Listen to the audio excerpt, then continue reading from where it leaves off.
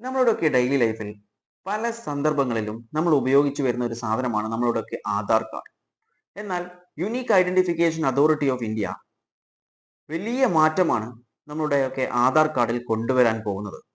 ഈ വരുന്ന ഡിസംബറോട് കൂടി ഇത് പ്രാബല്യത്തിലേക്ക് കൊണ്ടുവരാൻ സാധിക്കുമെന്നാണ് അതോറിറ്റി അറിയിച്ചിട്ടുള്ളത്. അതായത് നമ്മളുടെ കയ്യിലുള്ള ആധാർ കാർഡ് ഇനി മുതൽ ഉണ്ടാവില്ല, പകരം മറ്റൊന്നായിരിക്കും. ഒരുപാട് പേർക്കുള്ള ഒരു തെറ്റിദ്ധാരണയാണ് ഈ ആധാർ കാർഡ് എന്ന് പറയുന്നത് സിറ്റിസൺഷിപ്പിന്റെ ഒരു പ്രൂഫാണ്, അല്ലെങ്കിൽ ഡേറ്റ് ഓഫ് ബർത്ത് പ്രൂവ് ചെയ്യാനുള്ള ഒരു പ്രൂഫാണ്, അതുമല്ലെങ്കിൽ അഡ്രസ് പ്രൂഫാണെന്നൊക്കെ. എന്നാൽ അതോറിറ്റി അറിയിച്ചിട്ടുള്ളത് ഈ ആധാർ കാർഡ് എന്ന് പറയുന്നത് ഈ പറഞ്ഞ ഒന്നുമല്ല.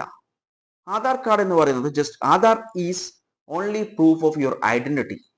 നമ്മളുടെ ഐഡന്റിറ്റിന്റെ ഒരു പ്രൂഫ് മാത്രമാണ് ആധാർ കാർഡ് എന്നാണ് ഇപ്പോൾ അതോറിറ്റി അറിയിച്ചിട്ടുള്ളത്. ഇനി ഇങ്ങനെയുള്ള വലിയൊരു മാറ്റം കൊണ്ടുവരാൻ